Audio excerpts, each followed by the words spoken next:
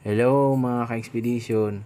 So yun, nandito tayo ngayon sa Tabon Cave Complex, Lipuan Point, Quezon, Palawan. So kung mapapansin po natin ay napakaraming sasakyan at dumarating na sasakyan dahil marami po tayong bisitang dumarating dito sa atin sa bayan ng Quezon, sa Tabon Cave Complex, Palawan.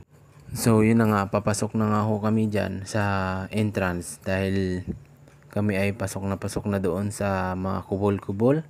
At ayan, may pa-welcome dance yung manunggol. At kami ay pumasok na nga sa loob para makita yung nagkagandahan at nag-iiba't ibang mga pagkain na ino-offer ng bawat munisipyo dito. So ito nga kasama natin ay tuwang-tuwa nung nakita niyang may libreng ice cream. At ayan, pumila nga siya agad para makatikim nga ng ice cream. So gusto ko na nga lumipat doon sa kabilang bayan para makita kung ano yung meron doon. Pero dito lang muna tayo sa ating kubol para makita kung ano meron din dito sa atin na ating ipinagmamalaki ng ating kababayan. Isa nga po ang ating pinagmamalaki ay ang ice cream na ito. Dahil napakasarap nga po ng ice cream na to. At agad naman natin tong tinikman. At dahil nga nauna tayo sa pila, ay nauna na rin tayo dito at makauna na rin tayo makatikim. Kumbaga wala pang bawas yung ice cream. Tayo yung unang nakapagbawas dyan ng ice cream. At agad naman po tayo sinundan ng ibang tao para matikman ng ice cream. So nandito tayo sa kabilang bayan. So ang kabilang bayan ay isang hakbang mo lang. Kung baga sa ibang lugar malayo, pero ito magkakalapit lang ho dito sa part na ito dahil hakbang at tingin mo lang kabilang bayan na, pero kubol. So shoutout nga pala sa sa vlogger na to, si Master Pau. Ayan, siya po ay si Master Pau. Ayan, hello mga Ayan, dito tayo ngayon sa Brooks Point para tingnan kung ano naman po ang meron dito. At meron po silang mga ginagawa sila nanay, yung mga liliit na mga basket. At ito naman kay nanay ay ang ginagawa po niya dito ay banig. Yung banig na mga makukulay. At namimigay po, di po sila ng mga kanilang pang-IEC para sa kanilang bayan dito sa Brooks Point.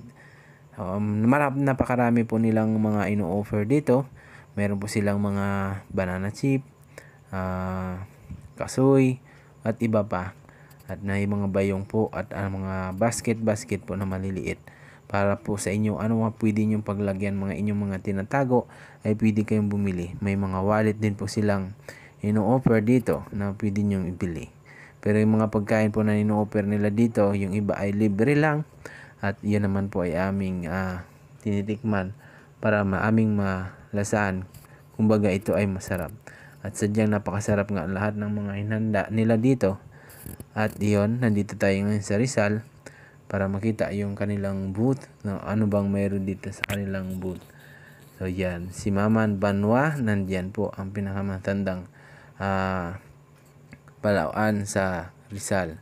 So yan, nakita po nga po natin dito ang ating picture.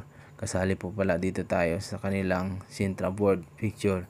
At yung umakyat tayo ng Mantilingahan ay nakasama po tayo dun sa picture. So yan, nandito po tayo ngayon sa Batarasa. At para makinig ng kanilang music, hindi ko na maipapandinig dahil may kakapiright tayo. Mayroon pong ibang music na tumutunog sa pagkakataong iyan. At ito na nga po ang pinakamasarap na pinya dito sa Palawan, ang pinya sa Batarasa. At nag-perform na nga po dito ang mga dancer ng manunggol para i-welcome at aliwin yung mga ating mga bisita para ipakita ang kanilang mga talento na nagagalingan ng mga sasayaw sa mga sayaw-sayaw nila. So dito sa Batarasa pa rin ay may mga tinatay-tay si nanay na maaring basket din ho yun na kanilang produkto at kanilang ibibenta sa mga kanilang mga bisita at magiging souvenir nila ito from Palawan. So nandito tayo ngayon sa Aborlan. Ang Aborlan ay ang nagmula ang tinawag na Aborlan dahil dito ay may baboy damo. Tinawag na Aborlan. Basta yun, baboy damo. At may e-bike nga po pala sila dito dahil galing po ito sa Brooks Point. Kasama ang Brooks Point. pauwi na rin nga po pala kami dito. Hindi na po namin hinintay na matapos yung activity. So yan, napakarami sasakyan ang narito. Iba't ibang van, iba't ibang bus. Papunta na nga po kami sa aming sasakyan para kami ay sasakay at uuwi na. Pero bago kami uuwi ay maghahanap muna kami ng aming makakainan. At ito na nga po ating masasakyan at palabas na po kami ng gate ng Tabon Cave at dito na nga po kami dinala ng aming mga paa sa kapihan sa bukid. Madadaanan nyo lang po ito sa Tabon Cave at may mga ino-offer po sila dito mga kape, coffee at mga pagkain. Pwede kang umorder ng pansit. At yan na po ang aming pagkain. At yan lang po nagtatapos. Maraming salamat po. Bye-bye.